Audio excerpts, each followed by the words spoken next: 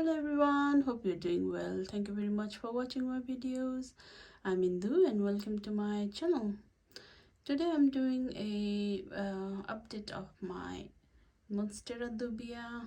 If you have seen my previous video, I think 6 months ago I chopped my Monstera Dubia because it reached the ceiling, so I couldn't make it bigger, so I chopped it up. And it had only one aerial root which was active, and I put it in the soil mix directly, and it grew. I thought it will decline. Well, it did decline a little bit, but it did survive, so I was like quite happy with it. So this was the section that I chopped from here to down there. It was chopped, and I put directly in the soil. It had one aerial root that was active, and I did put directly in the soil.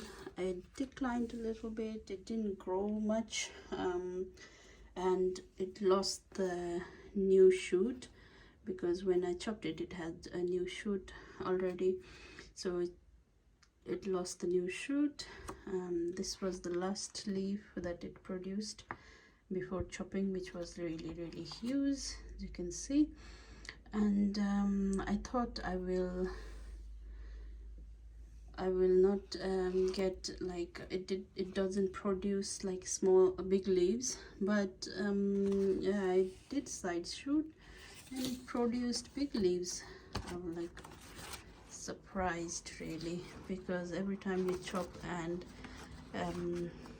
propagate, they produce small leaves, but this one really produced big leaves. It's bigger than this one, so I was like really happy. And it grew one more, and then it gave me fenestration. I'm like, wow. So there's one hole in there, and something happened. I think it was one of the cold nights we have, like it went up to 2-3 degrees at the night time in September. I didn't put any heater on at that time, and yeah, it lost one leaf in here.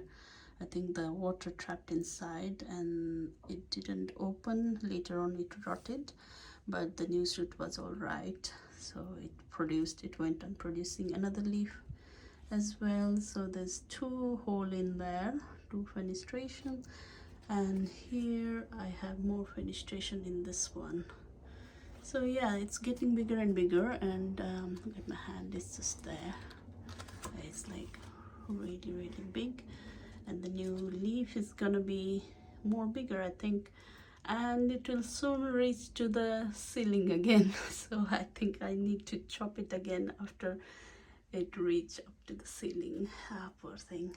Yeah, it's really sad, but when I chop it, I think I'll chop it from here, because it has a nice aerial root in there, and this one is there's no leaf, so I just want to put it inside the soil up to here so it can look bushy. So that's my plan, but let's see how it goes. Speaking of roots, they have like really nice root system. It's Monstera, after all. They are like creeping plant, and they attach to the trees and walls and anything they can find really. And this moss pole is really good for it. I have actual moss inside this what do you call it, basket liner, and I wrapped the basket liner outside. As you can see here, there's moss showing. Yeah, and I don't like the flakiness of the moss, that's why I wrapped the basket lining in there, and it did work for this Monstera Dubia, because it has got this fine roots in there, and they have like big thick aerial roots. I'll show you down here the aerial roots. Look at this, it's like fudgy thick aerial roots, and it's really strong. These aerial roots are really strong. Attach anything, gets attached to anything. So it's just I'm just putting it down in the soil mix so it can get a really nice and strong. Here are the aerial roots as well.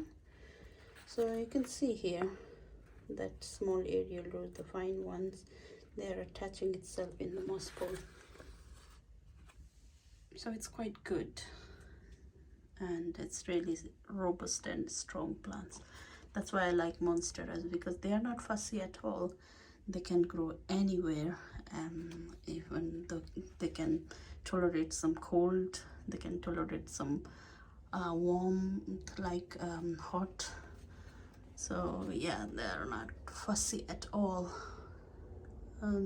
So yeah, I really like monsteras, as you can see.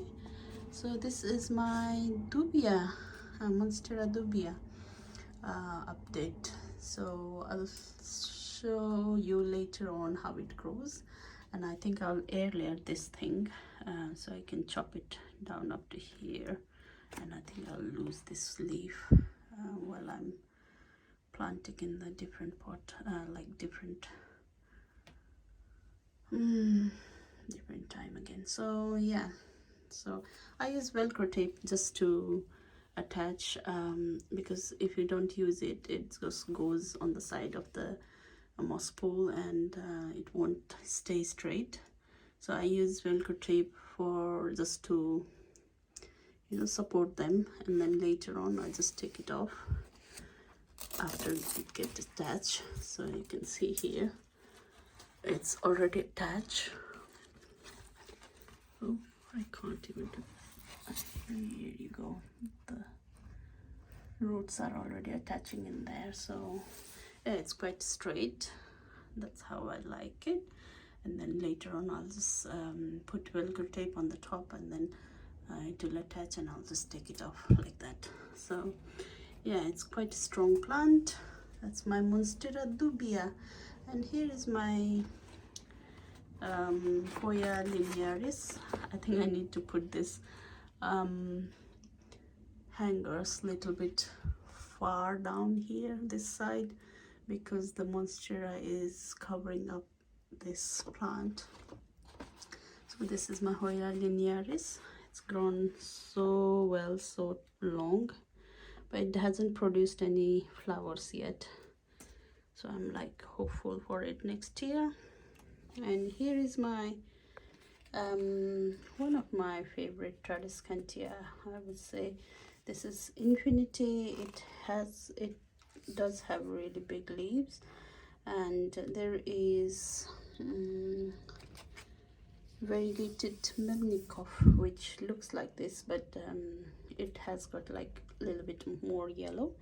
But this Infinity has got white veins, and it's like minty color. It's really pretty, and it's producing lots of babies.